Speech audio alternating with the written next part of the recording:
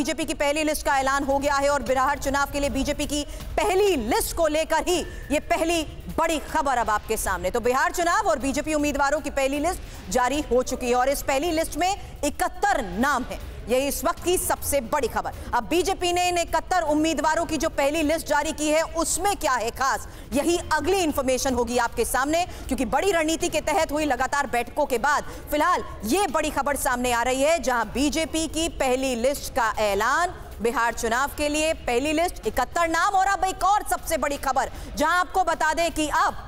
सम्राट चौधरी को लेकर तारापुर से सम्राट चौधरी को लेकर यह सबसे बड़ी खबर सामने आ चुकी है कि वो तारापुर से ही चुनावी मैदान में है। अब तारापुर, और जो कि सबसे ज्यादा पॉलिटिकल हॉटस्पॉट को देखते हुए महत्वपूर्ण है, उसी को लेकर अभी तक पेच क्या फंसा हुआ था, यही बड़ी खबर अभी तक थी। लेकिन अब बीजेपी की इस पहली लिस्ट के ऐलान से यह साफ हो चुका है कि 71 नाम अब सामने आ चुके हैं, जहां तारापुर से ही सम्राट चौधरी होंगे चुनावी मैदान में। फिलहाल यहां देखिए किस तरीके से श्रीमती रेणु देवी, जो कि बेतिया से चुनावी मैदान में है, रक्सौल से श्री प्रमोद कुमार सिन्हा को मौका दिया गया है, पिपरा से श्री श्याम बाबू प्रसाद यादव चुनावी मैदान में है, मधुबन की बात करें तो श्री राणा रणधीर सिंह यहां चुनावी मैदान में है, मोतिहारी की बात करें तो श्री प्रमोद कुमार, और ढाका से खबर आ रही है श्री पवन जायसवाल को मौका दिया गया है। वहीं इस बीच बैद्यनाथ प्रसाद रीगा से चुनावी मैदान में और अनिल कुमार राम को बाथनाहा से चुनावी मैदान में उतारा गया है और परिहार से गायत्री देवी को मौका दिया गया है। तो बिहार विधानसभा चुनाव की ये बीजेपी की वो पहली लिस्ट, और कौन किस तरीके से चुनावी मैदान में है, फिलहाल ये 9 नाम सबसे पहले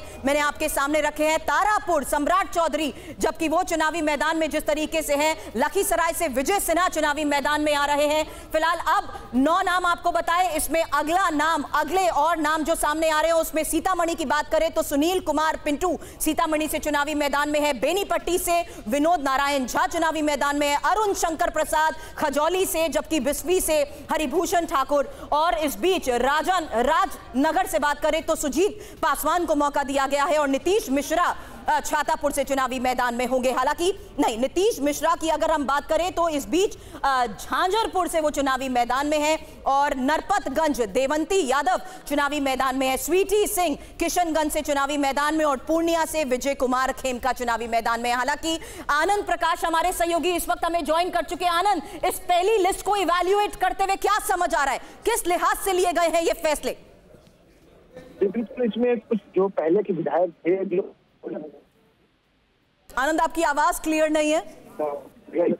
जिसमें तारकिशोर सिंह है, इसके अलावा रामकृपाल यादव जो कि पहले सांसद थे, उनको इस बार दानापुर से उतारा गया है, सम्राट चौधरी को टिकट दिया गया है। तो जाहिर तौर पर जो बीजेपी ने इतने दिनों तक मंथन किया था दिल्ली में, पटना में, उसका असर इस पूरी सूची में दिख रहा है। रामकृपाल यादव जो सांसद थे उनको दानापुर से उतारा गया, संजीव चौरसिया को दीघा से, विजय सिन्हा लखीसराय से,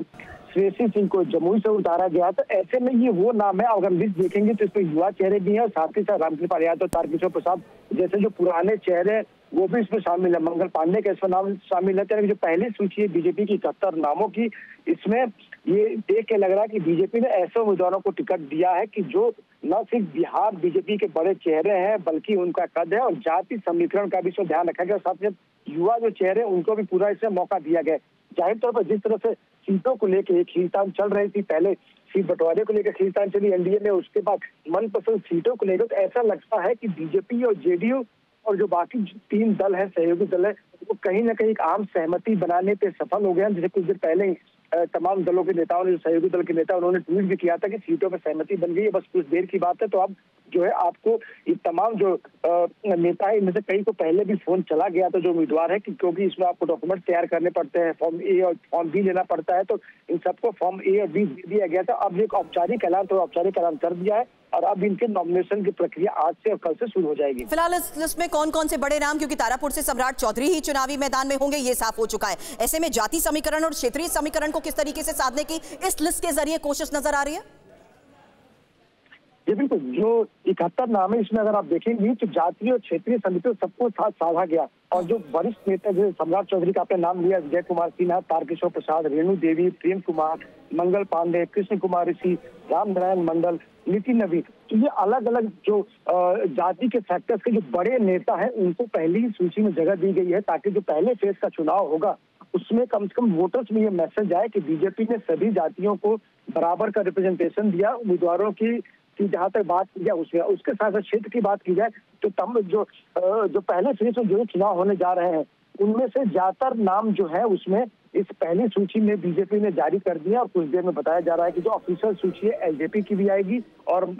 जीतन मांझी की पार्टी से भी आएगी और साथ ही साथ जेडीयू अपनी सूची जारी करेगा। हालांकि लोगों ने जैसे कि मैंने पहले बताया सिंबल बांटने में शुरू कर दिए थे, लेकिन पहली सूची से बीजेपी ने एक समावेशी एक मैसेज देने की कोशिश की है। नेताओं का नाम और नेताओं का और इसमें एक बात और साफ हो गई, जो 4 सीटों को लेकर रुपेश लगातार हमें वहां से जानकारी दे रहे थे कि सीटों की अदला बदला की लिहाज से महत्वपूर्ण बैठक हो रही है क्योंकि असहमति थी कुछ जगहों को लेकर। ऐसे में ये तमाम विवाद भी सुलझ चुके हैं, यही इस लिस्ट के जरिए भी सामने आ रहा है अभी। आनंद